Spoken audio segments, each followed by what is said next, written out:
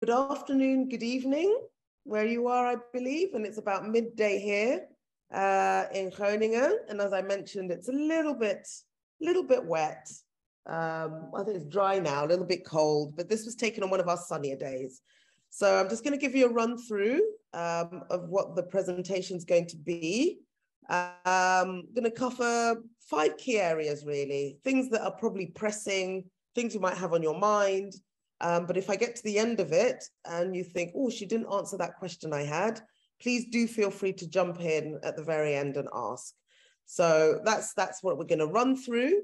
Big amount of it will be spent telling you a little bit about studying at the University of Groningen, but also studying at the Netherlands, although you're probably an expert on that for now. So the University of Groningen, we are in the north of the Netherlands, one of the most northerly universities in the country. We're about 408 years old now, so we're very old. We're the second oldest university in the country after Leiden. We have about 37,000 students from everywhere, including Taiwan, you'll be happy to know. We offer the highest number of English taught degrees in the Netherlands, which includes bachelor's, but also a range of masters.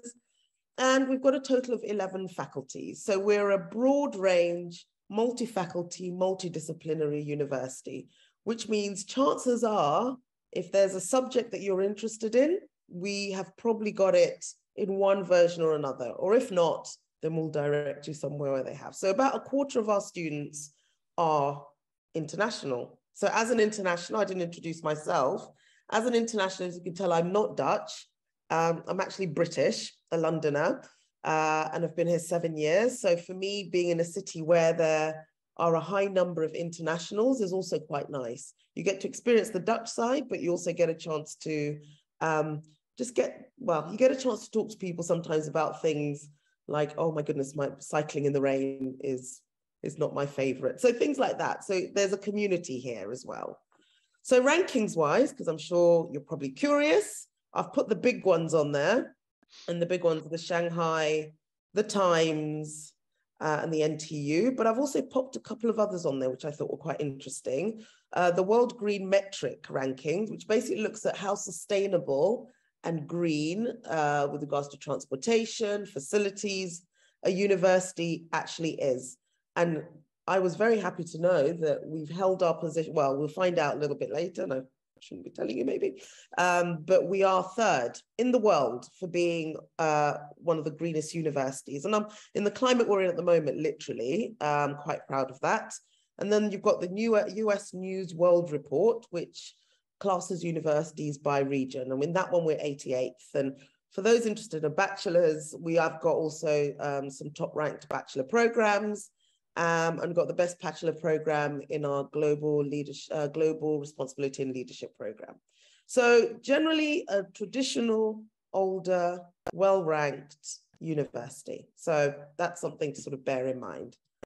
Moving on, we've got the little orange signs there, so you probably can't see, but this is a map of where our main faculties are, the faculties that are in the city of Groningen.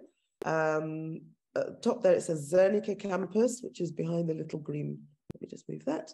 Zernike campus, and there you have economics and business, science and engineering and spatial sciences, and that's here. It's about 10-minute cycle on a good day from here to here, 10 to 15. Then you've got behind the sign here, which says social sciences, you've got, you've got the medical sciences faculty, so we do offer medicine. And we have a number of medical courses at master's level as well. And then in the city centre, I'm actually over here right now. I think Errold is a little bit further out, down here somewhere. In the city centre, which is this big red mark here, you've got all of these faculties. So this is our main campus. You've also got University College, which is this one here, further south. So everything is concentrated, very easily accessible, 10-minute cycle. So when we say the city is our campus, I know people love to say that, but literally most buildings you walk past, because the university has been here so long, they do belong to the university. We have got one other campus, which is our Leeuwarden campus, and this is about 34 to 40-minute train ride from the city of Groningen. And this is more our sustainability faculty, if you will. So we do a number, the campus itself focuses on programs like global leadership, global responsibility and leadership. And there are a number of PhDs that are offered there as well. And that is based in Leeuwarden, as I mentioned. So let's get sort of one of the big subjects. This slide also used to have a coronavirus update on it, but I think for us in the Netherlands, at least, that is managed. So I did take that off as a slide addition. But the Ukraine crisis, of course, it's something that we're all keeping an eye on. As Mr. Dahl mentioned, cost of living has gone up. So prices of most things have gone up. But as far as how it impacts us as a university, we are very concerned about how it's impacting our students and the staff and the whole academic community. So if you do want to have an idea of what we're doing exactly, or specifically, we have got an FAQ page on our website, which we regularly update, and that will just give you an idea of what we're doing and what we're sort of working on to try and manage that. Okay, so getting on to how is it different studying in the Netherlands at the University of Groningen compared to studying elsewhere? First of all, it's intense. It's intense. And you might think, oh, well, I'm coming from an intense background. But literally from the moment you start in September, the day you start, you're preparing. Within 6 weeks, you're going to do an exam. So failing is normal. And I know there might be people in the audience that think, oh, I never fail. But in the Netherlands, it's normal. However, at bachelor's level, you are expected to get 3/4 of your first year credits with a 55% passing grade. So I'll cover how easy it is to get in later on. But what you need to know is that, yes, everyone will be studying. Everyone's in the same boat as you. But it's okay to sort of do resits and retakes. But of course, we want you to do as best as you can. You have 4 exam periods a year. So there are some regular assessments. And we do have a lot of emphasis on participation. And this might not be a best thing. If you're someone that likes to sort of attend class, listen, take your notes, go home. There's group interaction and there's participation in your lectures with your lecturer asking questions, really. So you have to be prepared for that. Going on to the last things, or the next thing I should say, entry requirements. So I know people come from lots of different backgrounds, a bachelor, a master, etc. Some might have done a bit of AP, some have done an IB. These are the broad entry requirements. And on our website, you are able to find out entry requirements that might be specific to you. What I want to highlight on this particular slide is some subjects require you to have relevant subjects, some degrees. Other degrees might just require you to have A-levels or APs or a diploma. At master's level, it becomes a little bit more complicated, because often people say, well, I've studied politics and I'd quite like to do AI. Maybe that's a very harsh example, but usually in the Netherlands, when someone goes to university, the idea is they've gone to university for 4 or 5 years to perfect their skill set in a particular subject. So the chances are the subject you did at your bachelor's level is often the subject you're going to do at master's level. So it's not really easy to change your academic field. So bear that in mind. But also English language requirements. Yes, that is something we require, unless you have done an IB or an A-level. But usually if you've done a bachelor's in a subject that isn't one of those listed, then you are probably going to have an example. You're going to have to need an IELTS score or a TOEFL. And again, that is on our website. Okay, moving on to the next one. If there are any PhDs, of course, I can't see you, but I'll run through this quickly because applying for a PhD in the Netherlands is a whole other conversation. So that's something that can be picked up a little later. But you do need to have a master's degree from an institution recognized. And of course, we need the usual research proposal, contacting a supervisor, because usually you join an existing research project, and then each faculty works differently. But that again, as with everything else, and this website I keep mentioning, they have put a lot of information on there for you.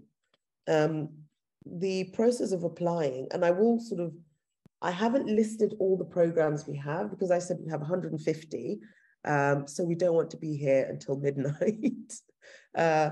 So again, there is everything from economics and business to medical programs to some engineering programs. So that's broad, which is why I haven't gone through and listed them all. But what I did want to touch upon is sort of the applying process, and you may have already seen it in maybe some of the other presentations.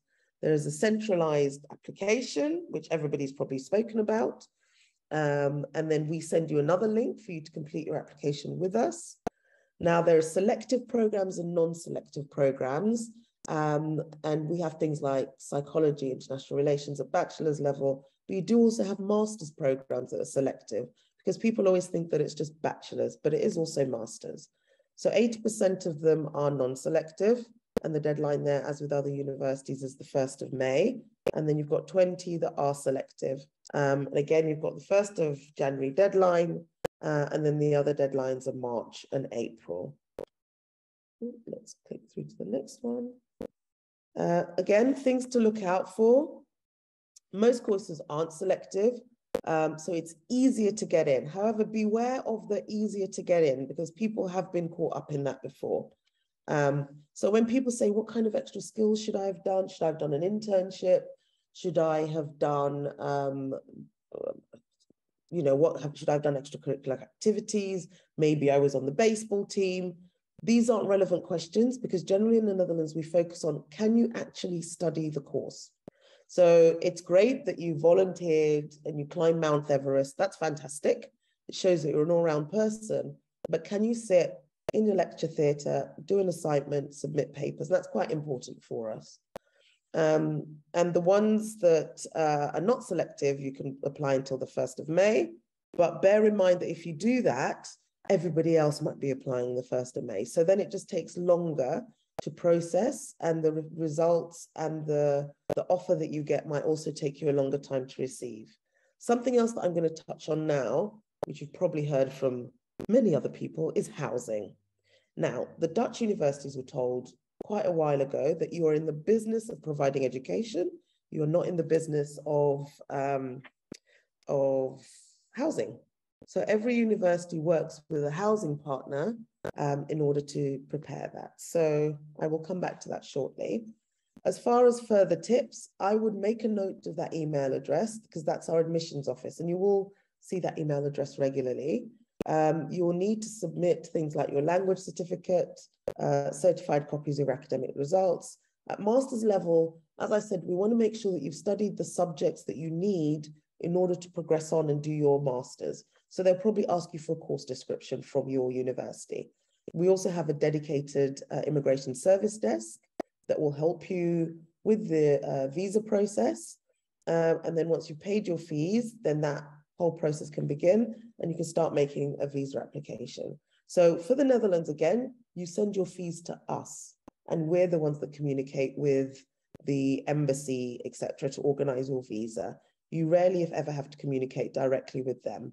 So it's our responsibility to make sure that you are the correct candidate for what we're looking for. PhD, again, I'll touch on this. We are very collaborative. We have 3 main areas that we focus on, which interesting that Joe asked the question about heating, because energy is a big subject now, as is sustainability. So those are the main areas that we have our research areas on. However, we have a range, an absolute range. So if that is something you're interested in, I recommend having a look there. Now, fees, which again, I'm sure you're very interested in. So our fees range from about 10,000 euros, which at the moment is about 10,500 US dollars. But 10,000 euros would be for social sciences, business type subjects, going all the way up to about 18,500. And that is more the science and engineering subjects, would be about that cost. If you're looking at more medical sciences, then that's a little bit higher still. We've adapted our cost of living estimates to about 11,000, because rent has gone up, energy's gone up, but also worth mentioning that generally we do not have many scholarships. So in terms of, if you are looking to see if there's a scholarship, I'd check Grant Finder, where you can do a search based on your nationality, the degree, the level that you're looking for. And then the last one to mention is that when you're looking at cost of living and, the expenses you'll have to look for, rent is probably the biggest expense. And it's very important to try and find low-cost housing. However, we say start early. But even then, there's people who do start early that aren't as successful. Eating out is also expensive. So if you don't know how to cook, you have a few months to figure that out. But that's probably one of the biggest expenses. And there's so many lovely places to eat out in Groningen. You could have Mexican today, you could have Korean tomorrow, you can have Japanese the next day, you can have Argentinian. So there's lots of options, but we do say, unless you're going to live the life of a queen or a king, I'd look into learning to cook for yourself. So housing. Now, I've given this a separate couple of slides or separate slide. Housing in the Netherlands at the moment is a problem countrywide, not just Groningen. The reason for that is we have a high number of students. You may have heard of this thing called Brexit. Brexit happened, so students stopped going to the UK so much. So they started looking at countries that offered a high number of English programs, and we are one of them. So we have a high number of Italians, Greeks, Spaniards. That was one. Second, cost of living. So people finish their degrees, and instead of moving out to an apartment by themselves, they stayed in their student housing, which doesn't free that up for you. And then the third one is obviously there's a refugee crisis going on, and some of the Ukrainian refugees have been housed in some of the student accommodation. But the hope is that that will be sorted out. Good news is there's going to be about 700 new accommodation rooms open for next year, fingers crossed. But that's still, I still want to highlight that many students do end up without a room. So it's relatively easier to get onto a program, relatively easier to actually, they say it's easy to find a job in the Netherlands, difficult to find somewhere to live. So that's something to bear in mind. You may also not get housing within the city. Remember, I showed you that map. So you have people that are living 35, 40, sometimes 50 minutes outside of the city centre, because that's the easiest place for them to find housing. And some of the advice that we do give as a university is if you haven't been housed by the 1st of August, then we advise people not to come, because some people stay in temporary accommodation, hostels, etc. And that can impact how you're doing your study. So this is something that we want you to bear in mind. So apply early. So once you know that you want to come, accommodation will open about May-ish, April, May. But yes, it's a huge course of people that end up not coming to study with us. So I know I've probably spent as much time talking about this as I have talking about the actual programs, but this is quite a big talking point all around. Sorry, I opened that, and you can see that. Okay, so I covered the fact that it's intense. Something else I wanted to add was lecturers actually do care about your success. So it is intense, but your failure is our failure.